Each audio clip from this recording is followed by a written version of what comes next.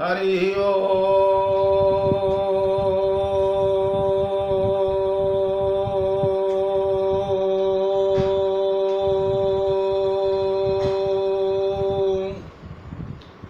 श्रीमन्महागणाधिपते नमः। श्रीराम शरणं मम। श्रीगुरुवे नमः। श्रीसरस्वत्यै नमः।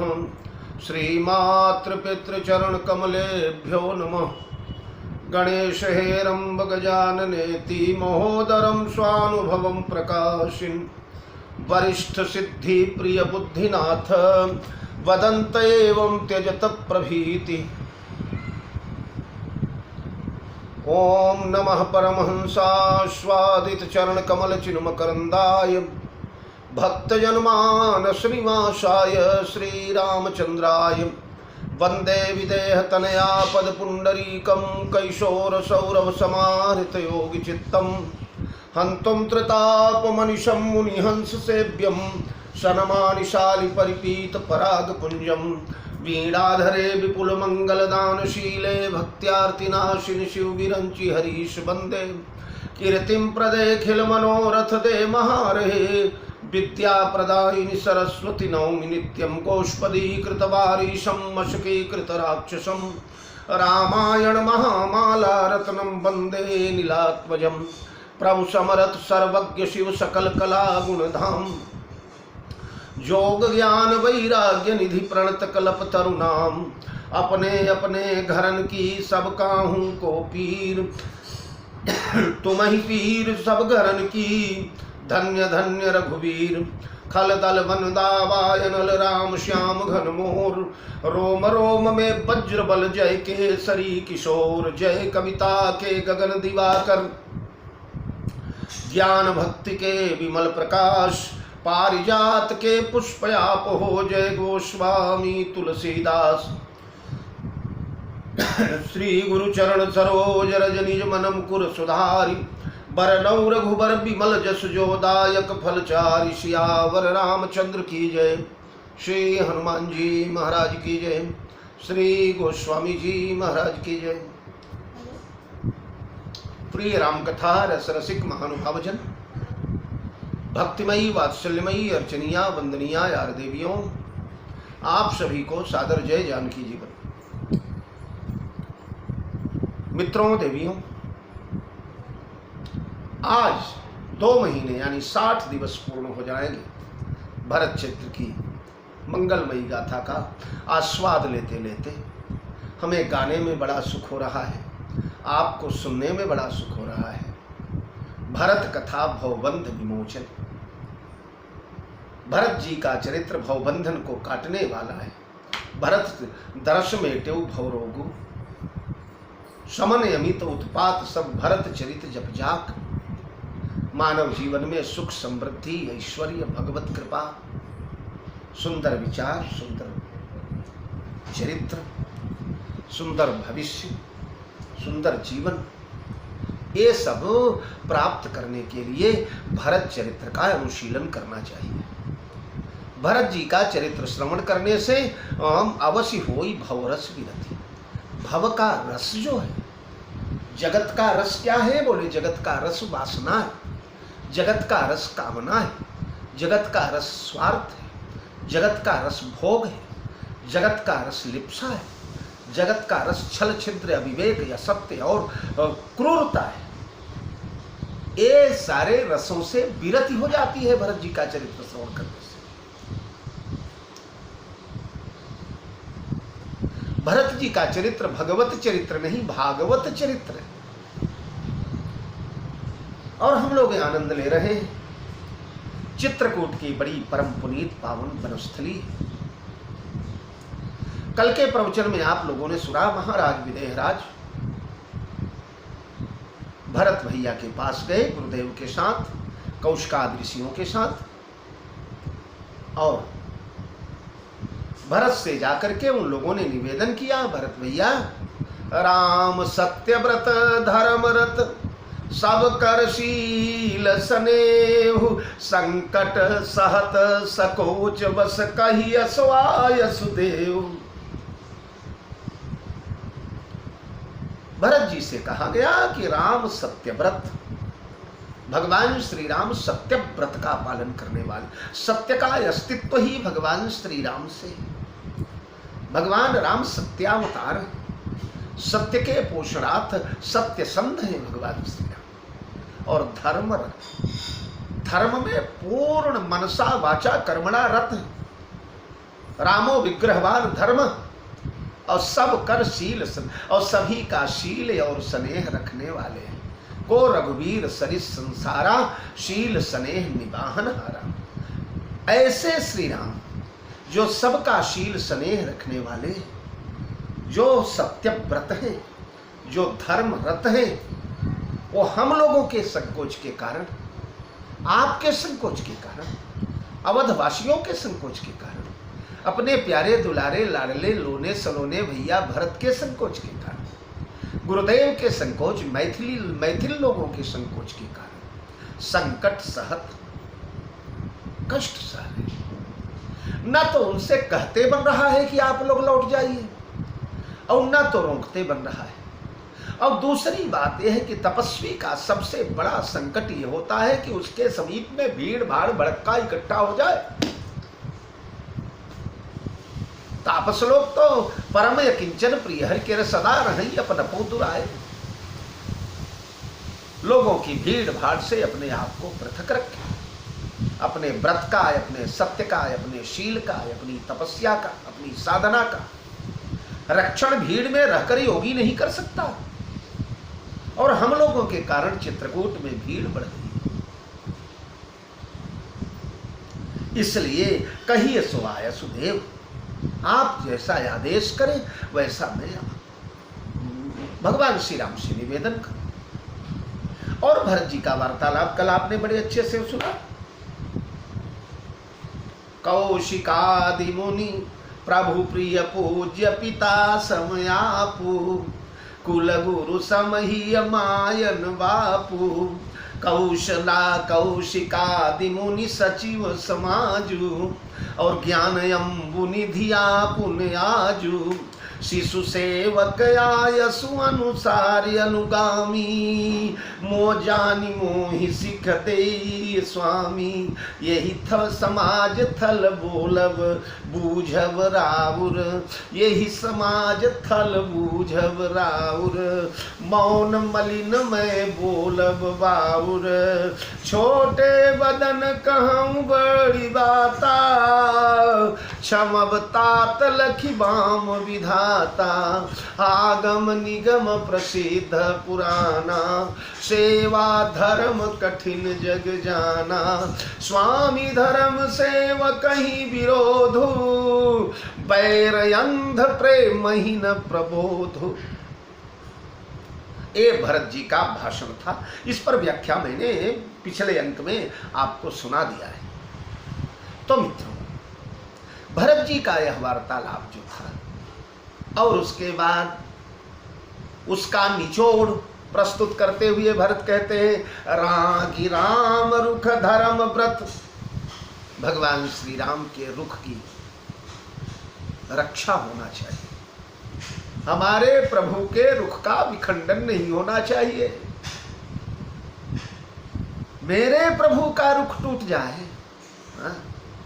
राखे राम रजाय रुख, हम सब कर भल होय। अगर भला चाहते हो, कल्याण चाहते हो, तो परमात्मा के इच्छा में अपनी इच्छा को मिला देना चाहिए। जिस प्रकार भगवान की मर्जी हो, उस मर्जी में अपने आप को बहा दीजिए, अपने आप को डाल दीजिए। तो भरत जी कहते हैं, राखे राम रजाई रुख, राम की रजाई, राम का रजायस, राम का आदेश, राम की इच्छा, राम का रुख सबको रखना चाहिए। गुरुदेव जी ने भी यही आदेश किया है, भरत का भी बार बार यही अनुरोध, आज भी यही बोल रहे हैं, राखी राम रुख धर्म व्रत, अरे पराधीन मोहि जान। भगवान श्री राम के रुख की रक्षा हो और राम के धर्म और व्रत की रक्षा हो। धार्मिक व्यक्ति कभी भी दूसरे के धर्म को तोड़ना नहीं चाहता, और दूसरे का धर्म तोड़कर जो अपना धर्म बचाए वो उससे बड़ा कोई अधार्मिक नहीं हो सकता। धर्म की परिभाषा ही यही है कि स्व के धर्म का तो पालन किया जाए पर धर्म का भी रक्षण किया जाए। पराये का धर्म टूटने न पावे, उसके धर्म के साथ खिलवाड़ न होने पावे, उसके धर्म के साथ कोई मजाक न होने पावे। तो हमारे प्रभु का धर्म और व्रत, या धर्म ही जिनका व्रत है, उसका रक्षण होना चाहिए। अपराधीन मोहि जानी, मैं ठहरा पराधीन, मैं ठहरा गुलाम, मैं ठहरा सेवक, मुझे अकिंचन को पराधीन समझ करके सबके सम्मत सर्वहित करिय प्रेम पहचानी। सभी का सम्मत हो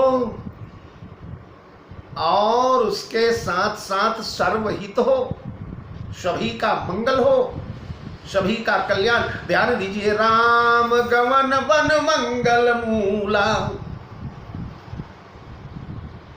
सो सुनि समुझी सह्यु सब सूला। भगवान श्री राम का वन गमन यह सारे चराचर ब्रह्मांड, चराचर जगत के हित का विषय है। तो सबके सम्मत, सभी का सम्मत हो, सर्वहित हो, सबका कल्याण हो, बहुजन सुखाय बहुजन हिताय।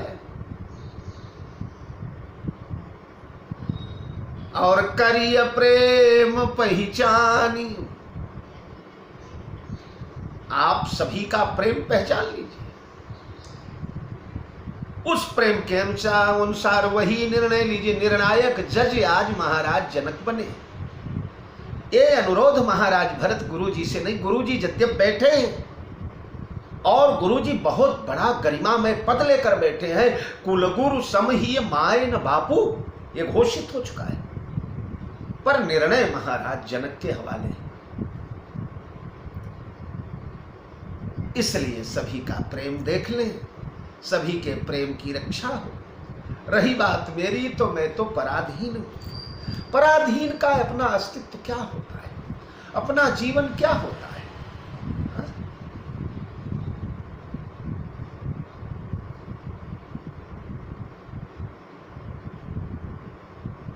तो भरत वचन सुनि देखी सुभाऊ, सहित समाज सराहत राऊ। आज सारा समाज, गुरुदेव भगवान, कौशिक मुनि, सतानंद, वामदेव, महाराज जनक, उनका सारा मंत्रिमंडल मुक्त कंठ से भरत की सराहना करने लगे। धन्य हो भरत, तुमसे ही ऐसे वचनों की आशा थी। ऐसे वचन केवल तुम ही बोल सकते हो बेटा। धन्य हो, धन्य हो। सुगम यगम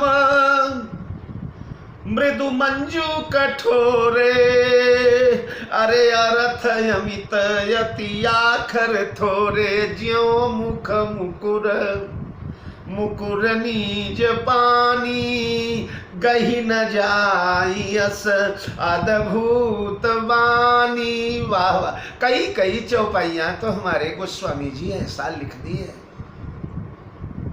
कि लोग कहते हैं कि मेघे माघे वयम गतः। संस्कृत के विद्वान कहते हैं मेघ में यानी मेघदूतम में, माघ यानी महाकवि माघ के साहित्य में, वयम गतः। सारी अवस्था गुजर जाए तो भी पूर्ण नहीं होगा। उसी प्रकार तुलसी के चौपाइयों में अनेक अनेक जन्म लिया जाए और बार बार अध्ययन किया जाए, बार बार अनुशीलन किया जाए, बार बार उन्हें जीवन में उतारने का, फिर भी ये दावा कोई कर दे कि हमें संपूर्ण मानस का बोध हो गया है, तो उसके समान मूर्ख कौन निकलेगा। गोस्वामी जी यहां कहते हैं सुगम अगम मृदु मंजू कठोरे, भरत जी के जो वचन हैं, भरत जी ने अभी जो व्याख्यान दिया, अभी अद्भुत भाषण जो भरत जी का हुआ है, ये भाषण कैसा है? बोले सुगम यगम, बड़ा सुगम है, बड़ा सरल है, और अगम, बड़ा यगम है, इसे पार पाना। जो सरल होता है वो अगम नहीं होता, जो सुगम होता है वो अगम नहीं, और जो अगम होता है वो सुगम नहीं होता। पर यहां परस्पर विरुद्ध धर्माश्रयावलंबी की कथा है। भैया भरत का चरित्र है, ध्यान दीजिए। जो गुण, जो वैशिष्ट, जो गरिमा भगवान श्री राम के भाषण, प्रवचन या वक्तव्य या चरित्र में है, बस सेम वही भरत ही यानी राम परिछाएं। तो इनका वचन सुगम भी है और अगम भी है। मृदु मंजू कठोरे, मृदु भी है और कठोरे भी है, कठोर भी है। मंजू यहां सबके साथ लगा हुआ है, मंजू विशेषण है। सुगम है, मंजू है, अगम है, मंजू है, मृदु है, मंजू है, कठोर है, मंजू है। मंजू सबका विशेषण है।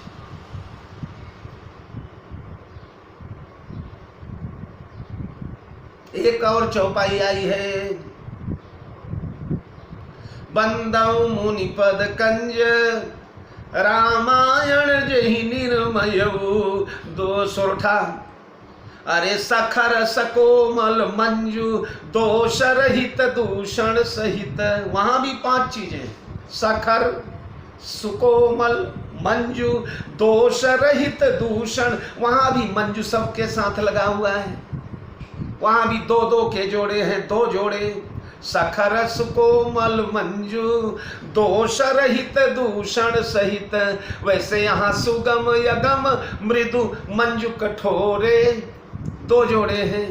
एक सुगम और यगम का जोड़ा है और एक मृदु और कठोर का जोड़ा है।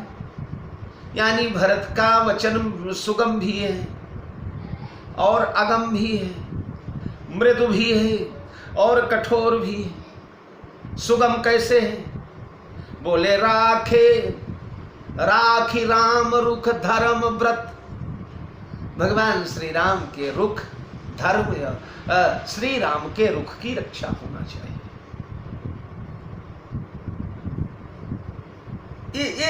ये सुगम है, सबसे सरल उपाय, सबसे सीधा साधा, नो प्रॉब्लम।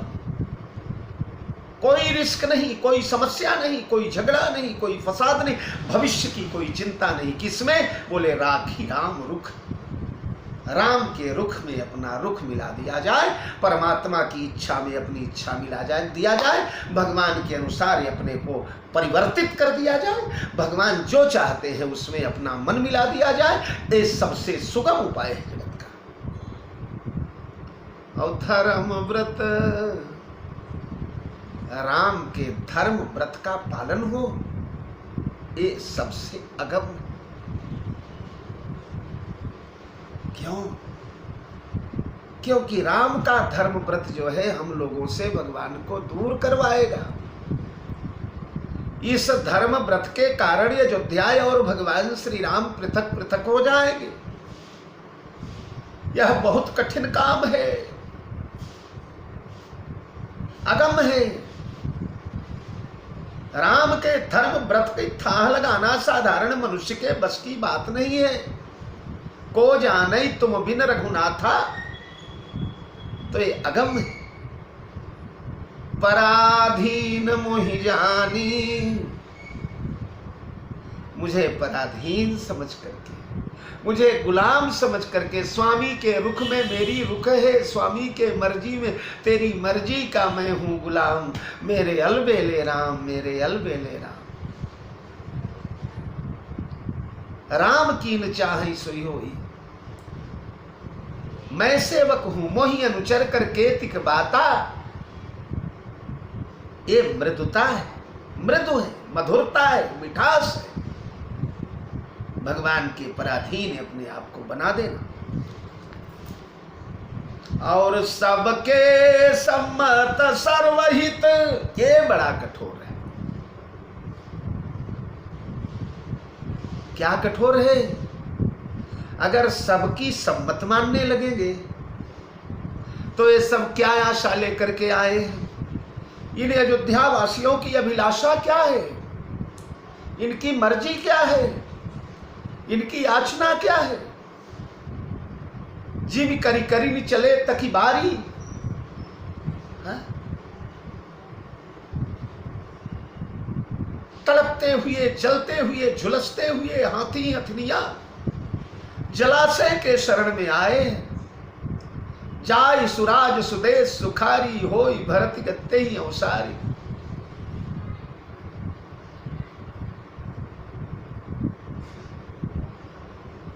सीता राम संग बनवासु, कोटि अमरपुर सरिस सुपासु। ये सबके सम्मत है।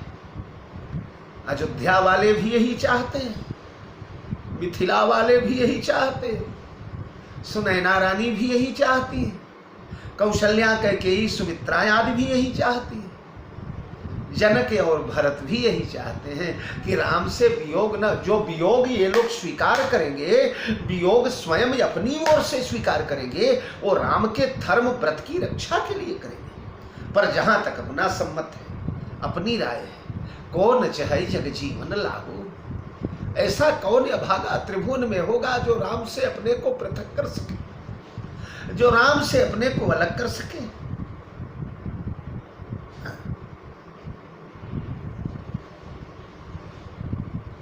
कौन ऐसा अभागा है? इसलिए सबका सर्वमत मानना, सबका सम्मत मानना, ये बहुत कठोर है। सबके सम्मत का पालन होना बहुत कठोर कार्य है।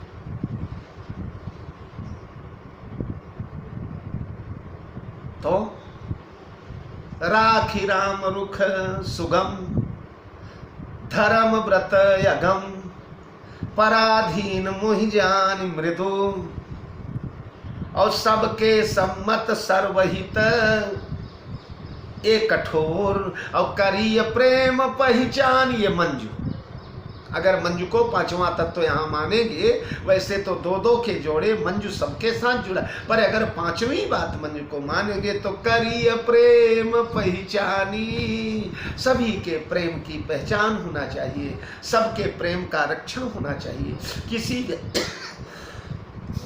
प्रेम को ठुकराया नहीं जाना चाहिए। तो ये भरत के संपूर्ण भाषण में ये 5 बातें आई। सुगमता है, अगमता है, मृदुता है, मंजुता है और कठोरता है।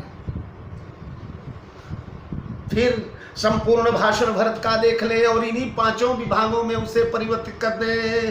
कैसे बोले? प्रभु प्रिय पूज्य पिता सम आपू, कुल गुरु समहि मायन बापू। ये सुगम है। आप मेरे पूज्य पिताजी के समान हैं। गुरुदेव भगवान माता पिता से भी बड़े हितकारी हैं, यानी इनकी छत्र छाया है मेरे ऊपर, इनका वरद हस्त है, इनके स्नेह के छाया में पलने वाला शिशु हूं मैं। ये सुगम है। और कौशिकादि मुनि सचिव समाजू, ये अगम है। ऋषियों की चाल चलन, ऋषियों का जीवन, ऋषियों का विचार, ऋषियों का त्याग, उनकी तितिक्षा, उनकी प्रतीक्षा, उनकी तपस्या, उनकी साधुता, उनके जीवन के संयम नियम, ये सब अगम है। वो ये कहे ना, मुनि मन अगम गाधि सुत करनी। गाधि सुत की करनी यानी कौशिक, कौशिक की करनी बड़ी मुनि मन अगम। मुनियों के मन को अगम है तो साधारण मनुष्य की बात क्यों करे? तो कौशिकादि मुनि सचिव समाजू, यह अगमता है। औ शिशु सेवक आयसु अनुगामी, जानि मोहि सिख देई स्वामी। मैं शिशु हूँ, आपका सेवक हूँ, आपकी आज्ञा का पालन करने वाला हूँ। ऐसा जानकर ये स्वामी हमें आदेश दिया जाए। ये मृदुता है भरत के स्वभाव की। और छोटे बदन कहूँ बड़ी बाता, क्षमब तात लखी बाम विधाता।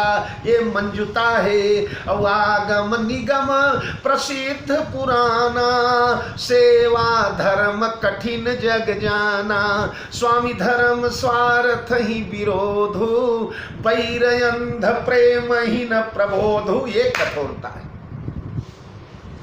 सबते सेवक धर्म कठोरा, सेवा धर्म कठिन जग जाना।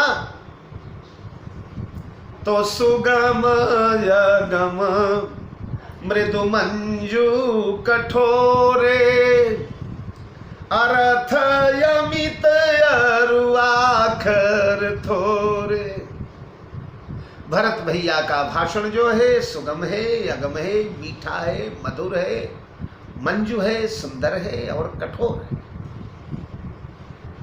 और वैशिष्ट अर्थ अमित और आखर थोरे। अर्थ अमित है, अमित माने जिसकी सीमा न लग सके, जिसका पार पारावार न हो, समुद्र के समान यथाय अगाध अलंघ्य हो। लेकिन ये आखर थोड़े थोड़े अक्षरों में कहा गया। वैसे भी विद्वतापूर्ण साहित्य का यही परिचय होता है कि कम से कम शब्दों में अधिक से अधिक बात को व्यक्त कर दिया जाए, प्रकट कर दिया जाए। बोला थोड़ा जाए और सामने वाले समझे बहुत। वेदों की सुक्तियां, वेदों के मंत्र, ऋचाएं छोटे छोटे होते हैं। अयम आत्मा ब्रह्म, चले करते चलिए व्याख्या, बोलते चलिए। प्रज्ञानम ब्रह्म, व्याख्या करते चलिए। तत्त्वमसि, करते चलिए व्याख्या। असतो मां सद्गमय, व्याख्या करते चलो।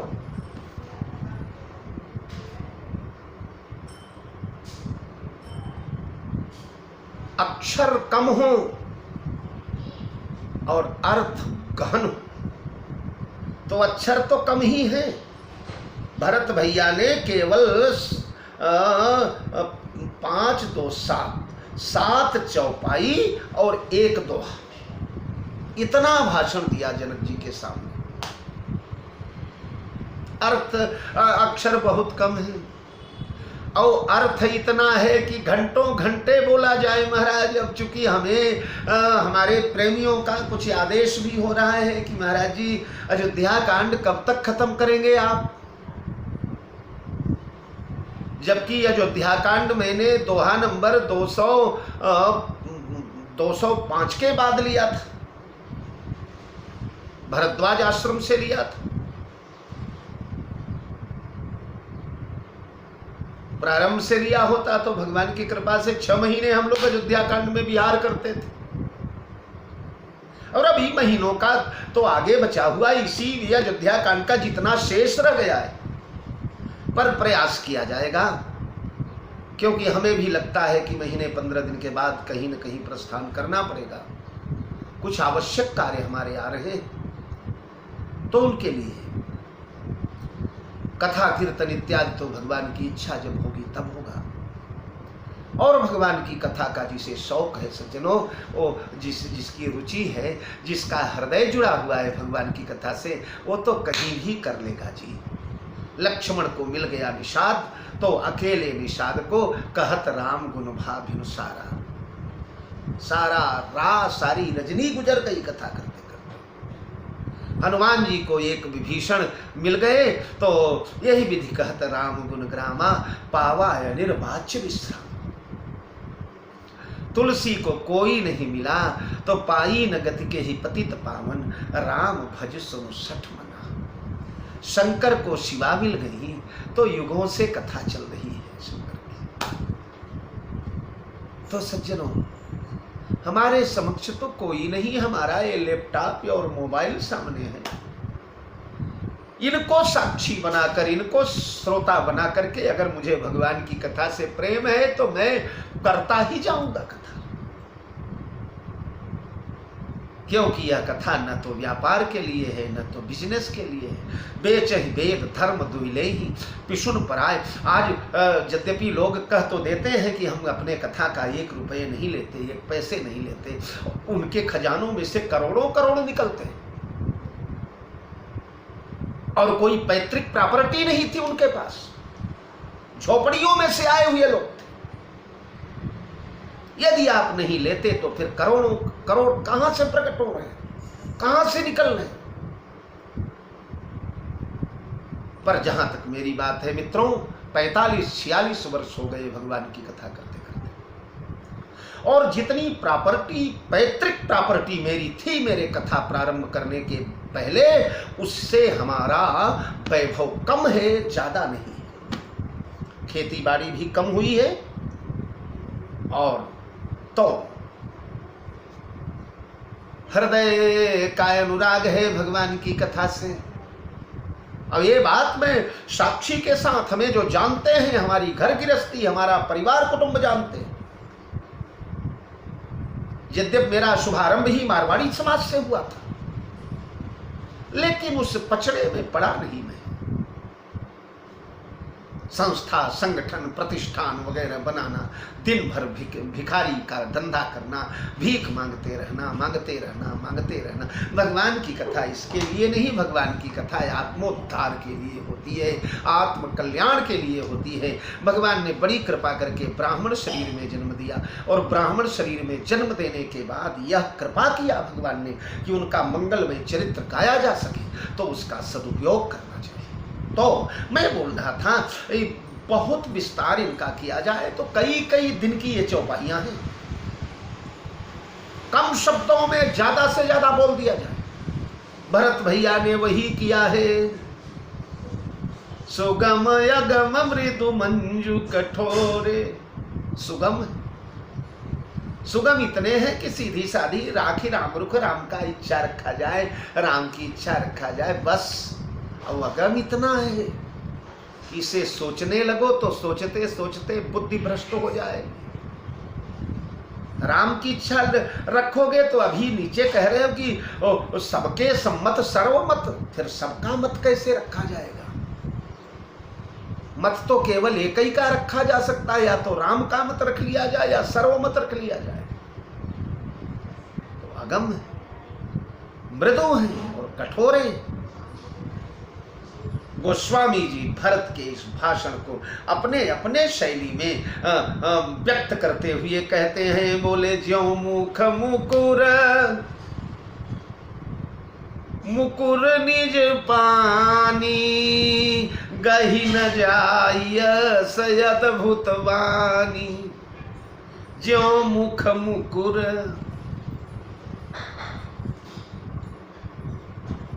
कैसा है भाषण भरत भैया का? बोले ज्यों मुख मुकुर। मुकुर माने दर्पण। दर्पण में जिस प्रकार आपका मुख है, आप हाथ में दर्पण लीजिए, दर्पण छोटा सा होता है, आपका मुख दर्पण से बड़ा है, लेकिन आपका बड़ा मुख दर्पण में आबद्ध हो गया, दर्पण में उतर आया, और वह दर्पण आपके हाथ में, यानी आपका मुंह दर्पण के माध्यम से हाथ में चला गया है। दर्पण के माध्यम से, शीशे के माध्यम से, आईने के माध्यम से, कांच के माध्यम से हमारा मुखमंडल हमारे हाथ में है। हाथ में है तो भला मुंह को धो करके देखिए, छू कर देखिए, टच करके देखिए, इस मुंह पर कोई असर पड़ेगा दर्पण वाले मुंह से? दर्पण वाले मुंह पर चंदन लगा करके देखिए, इस पर लगेगा? या दर्पण वाले मुंह को पकड़ना चाहिए तो हाथ में पकड़ आएगा? है हाथ ही में, हाथ में नहीं दर्पण में, और दर्पण हाथ में फिर भी नहीं पकड़ में आता। उसी प्रकार भरत का भाषण,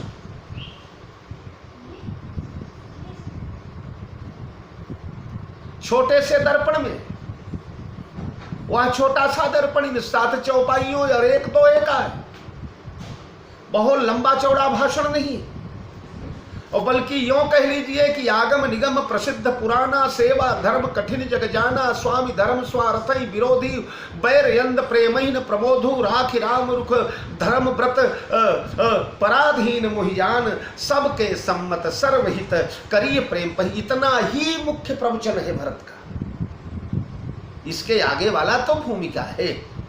प्रभु प्रिय पूज्य पिता समयापू, कुल गुरु सम ही मायन बापू, कौशकादि मुनि सचिव समाजु, ज्ञान यम्बु निधियापन आजु, शिशु सेवक आयसु अनुगामी, जानि मोहि सिख देई स्वामी, यही समाज थल बूझब राउर, मौन मलिन मैं बोलब बाउर, छोटे बदन कहूँ बड़ी बाता, क्षमऊ तात लखी बाम। ये तो भूमिका है प्रवचन की। भाषण तो केवल मुख्य अपनी बात जो कहना है राम के संबंध में, वो केवल इतना है, आगम निगम प्रसिद्ध पुराना, सेवा धर्म कठिन जग जाना, स्वामी धर्म स्वार्थ ही विरोधी, बैर अंध प्रेमहीन प्रबोधो, राखि राम रुख धर्म हित, धर्म व्रत पराधीन मुहिजान, सबके सम्मत सर्वहित करी प्रेम पहचान। बस केवल इतना व्याख्यान है, लेकिन इतना व्याख्यान बड़े बड़े बुद्धिमानों की बुद्धि का वहां दिवाला निकल गया।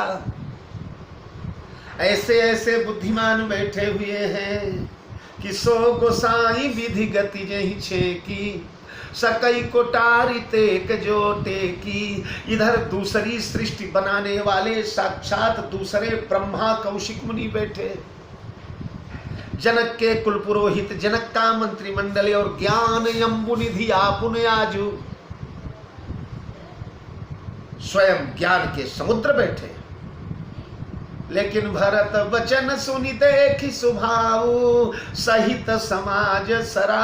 समाज सहित का मतलब वशिष्ठ जी, महाराज कौशिक, महाराज सतानंद, वामदेव इत्यादि जितने भी ऋषि मुनि थे, जितना मंत्रिमंडल था, राजा थे, राजा के कुटुंबी सचिव थे, ये सब डूब गए इस भाषण में। किसी के पकड़ में नहीं आ रहा है। भरत का भाषण सामने, दृष्टि के सामने, वो भरत अपने सामने बैठे हैं, यानी हाथ में दर्पण है, दर्पण में चेहरा है, लेकिन पकड़ में नहीं आ रहा है। कैसे पकड़ा जाए? हाँ? दर्पण क्या है? भरत के बोलने का अभिप्राय, उसमें भरत का मुंह आ गया, यानी भरत का चेहरा, यानी भरत का भाव आ गया उस भाषण में। और वह भाषण इनके हाथ में यानी कानों में सुनाई पड़ रहा है, सामने ही प्रकट हो रहा है, पर पकड़ में नहीं आ रहा है, समझ में नहीं आ रहा है। जब भरत कहते हैं स्वामी धर्म स्वार्थ ही विरोध, स्वामी धर्म में स्वार्थ का विरोध होता है। स्वामी का धर्म पालन करो, यानी सेवक अपने स्वामी की सेवा कर रहा हो, स्वामी के धर्म का पालन कर रहा हो, स्वामी की शुश्रूषा में लगा हुआ हो, तो उस समय स्वार्थ ही विरोध। अपने स्वार्थ के बारे में सेवक नहीं सोच सकता। ठीक है, ये सोचते सोचते फिर ये बात उधर भी घूम जाती है। किधर घूम जाती है कि अगर सेवक ऐसा हो जिस सेवक ने सेवा धर्म कठिन जग जाना, अपना सर्वस्व स्वामी को समर्पण कर दिया, स्वामी के चरणों में सेवक का कुछ रह ही न गया हो, न मन हो, न बुद्धि हो, न वाणी हो, न विवेक हो, न चित्त हो, न अहंकार हो, न स्वार्थ हो, न परमार्थ। स्वार्थ परमार्थ सब सारे भरत न सपने हो मन हो विचारे। ऐसा अगर सेवक मिल जाए, फिर स्वामी धर्म से स्वार्थ ही, फिर स्वामी को भी अपने स्वार्थ का त्याग कर देना चाहिए। ऐसा सेवक पाने के बाद फिर स्वामी को भी उतर जाना चाहिए कुछ सीढ़ियां नीचे। स्वामी को भी अपने हठे और अपने धर्म और अपने संकल्प पर नहीं अड़े रहना चाहिए। तात्पर्य क्या होता है कि ऐसा भोला भाला सेवक मिलने के बाद, इतना सरल भैया भरत मिलने के बाद कहीं भगवान श्री राम ही न सरक आवे नीचे, राम ही अपने अस्तर से नीचे, क्योंकि राम सदा सेवच सेवक रुचि राखी, वेद पुराण साधु सुर साखी, मानत सुख सेवक सेवकाई, सेवक बैर बैर बढ़ी जाई, निजपन तजी राखे उपन मोरा। अपने प्रण का भी कुर्बान करते तो कई बार हम लोगों ने ब्रह्म को देखा है। महाभारत के रणांगण में बाबा भीष्म जिस समय लेकर के सूचना आए दुर्योधन और अर्जुन की, एक तरफ भगवान कृष्ण है अकेले निहत्थे शस्त्र विहीन, और एक तरफ समस्त नारायणी सेना। भीष्म बाबा ने कहा नारायणी सेना किधर है, कृष्ण किधर है? दुर्योधन ने छाती ठोक कर कहा बाबा नारायणी सेना इधर है। अर्जुन ने कहा बाबा कृष्ण इधर। कृष्ण की ओर देखा, बोले सच बोले हो ना गोविंद, कहीं ऐसा तो नहीं है कि बीच में बदल जाओगे, शस्त्र तो नहीं उठा लोगे? भगवान ने कहा बाबा कहे घन श्याम सुनो भीषम भगत राज, न्यायबद्ध युद्ध को नियम न विचार विसारी हो, सारथी बनो है रथ हाँ की वो हमारो काम, प्रण के विपक्ष पक्षपात न विचारी हो।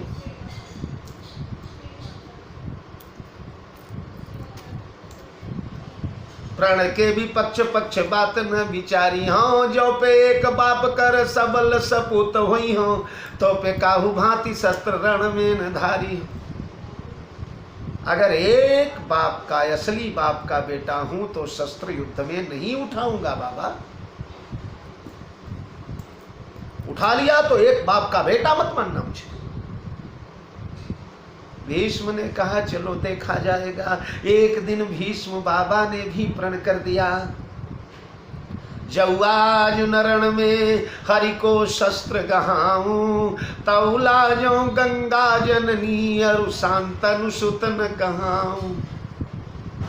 और महाराज शुरू हो गया आज का युद्ध। आज बाबा ने प्रण किया गोविंद से शस्त्र नहीं उठवाया तो मैं एक बाप का बेटा नहीं। भगवान ने प्रण किया अगर उठा लिया तो मैं एक बाप का बेटा नहीं। और महाराज शुरू हो गया युद्ध। गोपी के गंगा के लाल जवेरण, बाण से बाणन जोरन लागे, बाल भाल वीर विशालन के भुज भालन, बान प्रहार सो तोरन लागे। पांडव सेन बनी मृग सो बनी, भीषम सिंह मरोरन लागे। सब सेन गिराई के पारथ के दिशि, बान करोड़न छोड़न लागे। छूटत तीर शरीर समात, धनंजय रोकी प्रहार न पाए। अंग से रक्त की धार वही लखी, मोहन नयन से नीर बढ़ाए। अरे बाण को वेग बढ़ायो जो भीषम सूर्य छिपे जैसे बादर छाए। गंगा हृदय में तरंग उठी, मम पुत्र ने लाज की नाम की लाज बचाए। भक्त की लाज बचावन को, करुणा निधु जी प्रण राजू भुलाए। भक्त के प्राण बचावन को, करुणा निधु जी निधि जू प्रण आजू भुलाए। कूदी परे रथ से अति आतुर, देखी विधाता यो संभुल जाए। भगवान ने देखा मेरा अर्जुन चारों तरफ से अर्जुन के शरीर को बीध डाला। बाबा ने सन सन सन सन सन सन।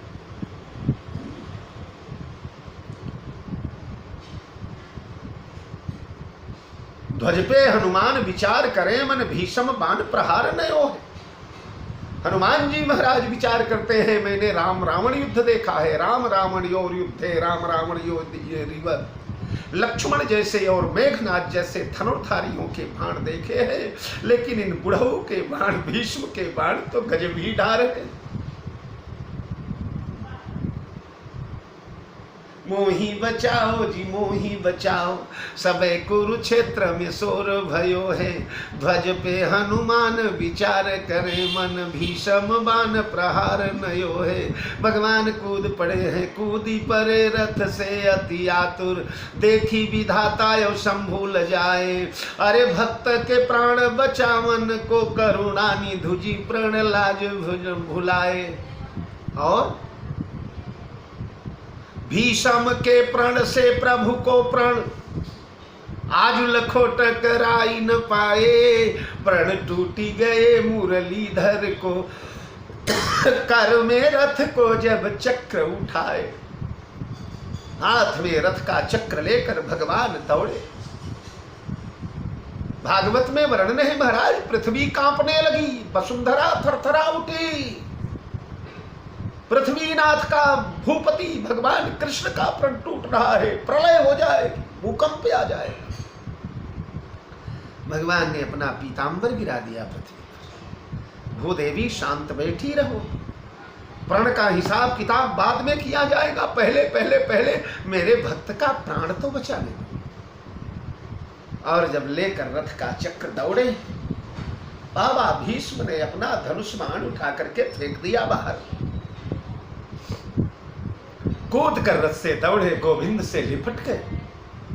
गोविंद में अर्जुन को मारना थोड़े चाहे, अर्जुन तो मेरा प्राण है गोविंद। तब फिर इतने निर्दयी जैसे बाण क्यों चला रहे थे? उन्होंने कहा केशव मैं तो तेरा प्रण तोड़वाना चाहता था, तुम्हारा प्रण टूट गया, बस हो गया, मैंने युद्ध जीत लिया गोविंद। भगवान हंसे, बोले बाबा मेरा प्रण कहां टूटा? बाबा ने कहा देखो गोविंद, तुमने कहा था कि मैं रथ में युद्ध में अस्त्र शस्त्र नहीं उठाऊंगा। भगवान ने कहा मैंने शस्त्र नहीं उठाया, मैंने तो रथ का पहिया, रथ के पहिया की बोली ही नहीं लगाया। भीष्म ने कहा तुम चतुर, वाक चातुरी के द्वारा शब्दों को घुमा सकते हो, पर तुमने शस्त्र तो उठाया है गोविंद। ये बताओ अब क्या माने तुम्हें, एक बाप का बेटा माने कि अनेक बाप का? भगवान ने कहा बाबा आप इतने ज्ञानी हैं, इतने विलक्षण विद्वान हैं, वेद शास्त्रों में इतने पारंगत, और मुझे आप इतना नहीं पहचान पाए, क्या मतलब? कहे मन घनश्याम सुनो भीषम भगत राज, हमारो जन्म बारो जग में अपार है, सिंधु खंभ पृथ्वी पशानते प्रगट होत, कहाँ लोगी नाव जो अमित अवतार है। को कहे बिंदु वसुदेव देव की को पुत, को कहे नंद यो जसोदा के कुमार है, जाके एक बाप हो बचावे निज लाज, सोई मोरे कहाँ लाज, मोरे बाप तो हजार, निज प्राण तजी राखे प्राण मोरा। तो स्वामी धर्म स्वार्थ ही विरोध, कोई सेवक के लिए समझ रहा है, कोई स्वामी के लिए समझ रहा है। बैर अंध प्रेम ही न प्रबोध, पल्ले ही नहीं पड़ रहा है कि ये कह क्या रहे हैं। जिम मुख मुकुर मुकुर निज पानी, गही न जाई अस अद्भुत, सामने ही बोल रहे हैं बड़े बड़े वेदांतियों के सामने। बैर अंध, इसकी आवश्यकता यहां क्या आई? प्रेम ही न प्रबोध, इसलिए कहीं न जाई अति अद्भुत बानी। बड़ा अद्भुत, ये भरत के ज्ञान का यहां पर उदाहरण है। भरत का अगाध ज्ञान यहां प्रकट हुआ है। आगम निगम प्रसिद्ध पुराना, सेवा धर्म कठिन जग जाना, स्वामी धर्म स्वार्थ ही विरोधु, बैर अंध प्रेम ही न प्रबोधु, राम राखी राम रुख धर्म व्रत पराधीन, मोहि जान सबके सम्मत सर्वहित करिय प्रेम पहचान। प्रेम को पहचान कर करें। क्या प्रेम है? भरत भैया का प्रेम कैसे पहचानोगे? जिस प्रेम के वारिधर में स्वयं परमात्मा डूब रहा है, जिस प्रेम पयोधि में यहाँ बैठे हुए गुरुजी भरत भगति बस भई मति मोरी, जिस प्रेम वारिधर के लिए भरत महामहिमा जल राशि मुनिमति ठाड़ी तीर अबलासी, जिस प्रेम वारिधर के लिए भरत स्नेह विचार न राखा, उन भरत के भी प्रेम को भी पहचानना पड़ेगा आपको। जनक जी वैसा निर्णय ले। और फिर राम के भी प्रेम को पहचानना पड़ेगा।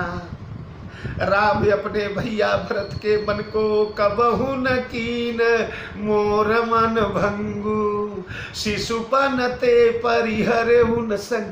तो दोनों भाइयों का प्रेम बना रहे, दोनों भाइयों के प्रेम में कोई तेड़ न पड़ने पावे, दोनों भाइयों के प्रेम में कोई लकीर न पड़ने पावे। प्रजा का हित होना चाहिए, सारी अयोध्या जनकपुर का मंगल होना चाहिए। और फिर सर्वहित शब्द यहाँ आया है। अच्छा, प्रजा का हित अगर करने लगेंगे तो देवताओं का हित हो पाएगा क्या?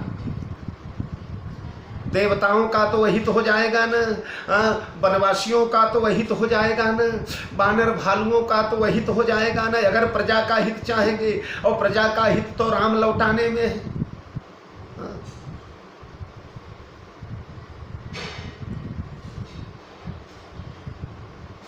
है हितनाथ फिरे सब ही का, राम के लौटने से ही सबका हित है।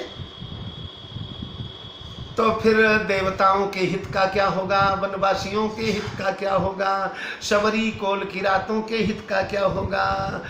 सबके सम्मत, और सबके सम्मत का क्या होगा? उस सबके सम्मत में अयोध्या मिथिला ही नहीं, समस्त ऋषि मुनि देवता गुरु वशिष्ठ, ये स्वर्ग वाले लोग जो टुकुर टुकुर इस कथा को देख रहे हैं, इन सब का हित होना। ये सारे मामले इतने भारी पड़े हैं कि किसी का विवेक नहीं काम कर रहा है। सुगम यगम मृदु मंजू कठोरे, मैंने आपको दो प्रकार से बताया। एक केवल दोहे में सुगम यगम मृदु मंजू कठोरे, राखी राम रुख धर्म व्रत पराधीन मोहिजान, सबके सम्मत सर्वहित करिए प्रेम पहचान। सुगम अगम मृदु मंजु कठोरे। और फिर संपूर्ण भाषण 7 चौपाइयों वाले भाषण में ये पांचों मैंने सिद्ध करके आपको बताया। अरे जो मुख मुकुर मुकुर निज पानी कहीं न जाई असयद। जैसे सन्मुख दर्पण हो, दर्पण में मुख हो, लेकिन मुख को पकड़ा नहीं जा सकता, उसी प्रकार बोलने वाला मुंह सामने वाला है, और सुनने वाला कान सामने वाला है, और समझने वाली बुद्धि भी सामने है। बड़े बड़े ज्ञानी विवेकवान विद्वान बैठे हैं, लेकिन किसी के पल्ले कुछ नहीं पड़ रहा है। ये भरत का भाषण है। भूप भरत, भरत का भाषण समाप्त। दूसरे सभा की तैयारी, या यूं कहें बिल्कुल दूसरे सभा में प्रवेश। भूप भरत मुनि सकल समाजो, गए जह विबुध कुमुद द्विजराज। भूप भरत सुनि सहित समाज, भरत जी की बात सुना और सहित समाज में वशिष्ठ जी, सतानंद जी, वामदेव जी, गुरुजन लोग, कौशिक मुनि, राजा जनक, उनका मंत्रिमंडल, ये सब गए जहां विबुध कुमुद द्विजराज। विविध रूपी कुमुद के द्विजराज जहां, विबुध माने देवता, कुमुद कुमुद यानी कोई नहीं, जो कुही खिलती है, कुमुदिनी, कुमुद जो रात में खिलता है, सूर्य में नहीं, चंद्रमा के सामने। नारिक मुदनी अवध सर रघुपति विरह दिनेश, अस्त भय विकसित भई निरखि राम राकेश।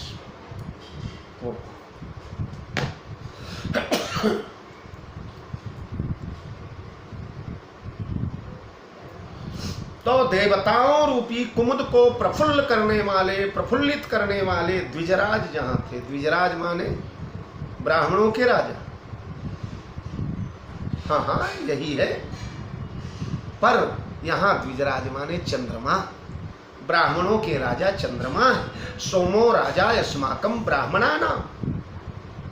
इसलिए देवताओं रूपी कुमुद को प्रसन्न करने वाले, खिलाने वाले चंद्रमा भगवान राम जहाँ हैं वहाँ पर ये लोग गए।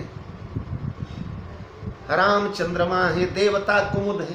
तो ध्यान दीजिए, चंद्रमा रहता है आकाश में और कुमुद रहता है धरती पर। आकाश में रहते हुए धरती के कुमुदों को प्रफुल्ल करता है चंद्रमा। उसी प्रकार भगवान राम है धरती पर और देवता है आकाश पर, लेकिन धरती पर कर्म करते हुए आकाशवासी देवताओं को भगवान प्रफुल्ल करते हैं। या यूं कह ले कि चंद्रमा एक होता है, कुमुद अनेक होते हैं। कुमुद भी कई प्रकार के, नील कुमुद, लाल कुमुद, जैसे कमल, नील कमल, रक्त कमल, श्वेत कमल, पीत कमल, वैसे कुमुद भी कई रंग के होते हैं। आर्त जिज्ञास, अर्थार्थी, ज्ञानी। अच्छा, चंद्रमा एक होता, कुमुद अनेक सरोवरों में होते, पर एक साथ ही अनेकानेक सरोवरों में रहने वाले अनेक अनेक वर्ण वेशभूषा के कुमुद प्रफुल्ल हो जाते हैं। तो ये देवता स्वर्ग में भी रहते हैं, भूमि पर भी रहते हैं, पृथ्वी पर भी कई देवता हैं। जैसे वरुण देवता जल के रूप में पृथ्वी पर, समुद्र देवता, नदियां, गंगा इत्यादि, पृथ्वी स्वयं देवी है। तो राम रूपी चंद्रमा इन समस्त कुमुदों को, जो नाना प्रकार के सरोवरों में प्रफुल्ल हुए हैं, सभी को प्रसन्न करे। तो गए जहाँ विबुध कुमुद द्विजराजु, सुनि सुधि सोच विकल सब लोगा, मनहु मीन गन नव जल जोगा। ये सारे लोग